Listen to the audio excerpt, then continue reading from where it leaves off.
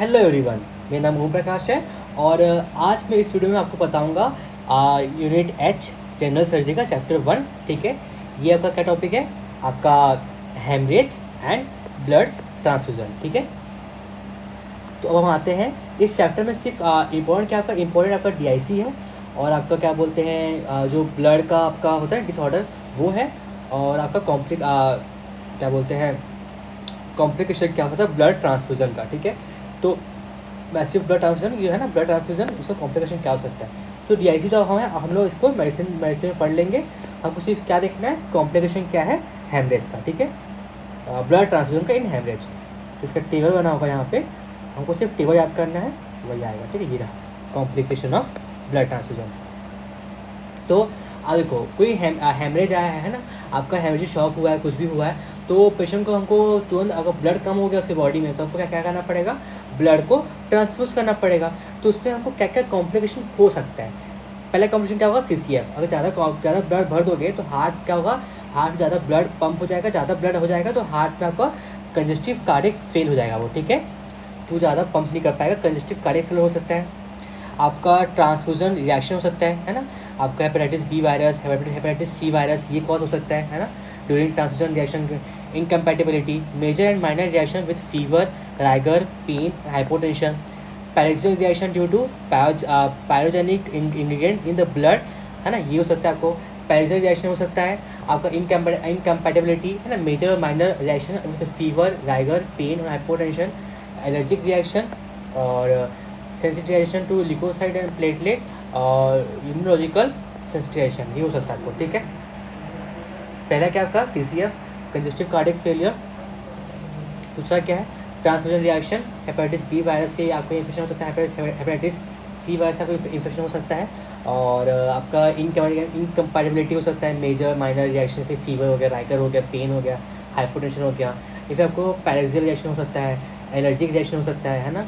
या फिर आपका प्लेटलेट और लिकोसाइड से आपको सेंसिटाइज हो सकते हो आप, इम्यूनोलॉजिकल आप सेंसिटाइज हो सकते हो। ठीक है, और तीसरा क्या है आपका इन्फेक्शन। ठीक है, सीरम हेपेटाइटिस हो सकता है आपको, एचआईवी हो सकता है, bacterial infection, malaria, Epstein Barr virus, cytomegalo virus, syphilis, babesia, trypanosoma, cruzi infection, ये सब का आ जाएगा इन्फेक्शन। ठीक है, जितने भी आपके ब्लड से होते हैं ना इन्फेक्शन कैरी होते हैं, वो आप उसमें लिख सकते हो, HIV, hepatitis B, hepatitis C, है ना, और आपका क्या बोलते हैं serum hepatitis, malaria, Epstein Barr virus, cytomegalo virus, syphilis, आपका टिपानोसोमा क्रूजी, है ना, ये सब का इन्फेक्शन कॉज हो सकता है सीसीएफ। फिर आपका ट्रांसफ्यूजन रिएक्शन, जैसे एलर्जी, है ना, एलर्जी हो सकता है आपको, और लिकोसाइड और प्लेटलेट से आप सेंसिटाइज हो सकते हो। और आपको एच आई वी और hepatitis B, hepatitis C virus से इन्फेक्शन हो सकता है। और माइनर आपका क्या बोलते हैं पैरेक्सियल रिएक्शन हो सकता है आपको, फीवर, है ना, फीवर हो गया, राइगर हो गया, पेन हो गया, हाइपोटेंशन, वो सब हो सकता है आपको। ठीक है, अब क्या आता है आपका एयर एम्बोलिज्म, है ना, एयर एम्बोलिज्म हो सकता है आपको, और थ्रोम्बोफ्लेबिटिस हो सकता है आपका, डीआईसी हो सकता है आपको, है ना, डीआईसी हो सकता है। और आपका सर्कुलेटरी ओवरलोड हो जाएगा तो क्या होगा आपको, हार्ट फेलियर हो सकता है, हार्ट फेलियर हो जाएगा आपका।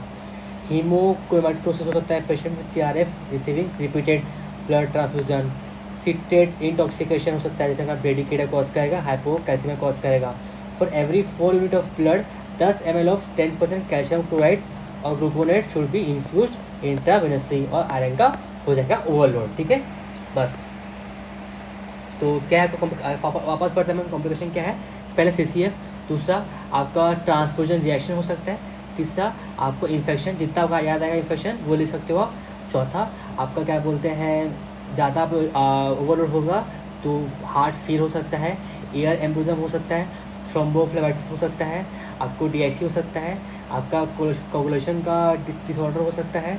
ठीक है, और हीमोक्रोमेटोसिस हो सकता है, आपका सिट्रेट का इंटॉक्सिकेशन हो सकता है, आयरन का ओवरलोड हो सकता है, ये सब का कॉम्प्लिकेशन हो जाएगा। ठीक है, बाकी इस पर एक और टॉपिक इंपॉर्टेंट है आपका, वो क्या है, डीआईसी है, जो हम किसे पढ़ेंगे, मेडिसिन में कवर करेंगे। सारा सेम ही आता है मेडिसिन सर्जरी, कोई दिक्कत नहीं है इसमें। ठीक है, चलो, थैंक यू।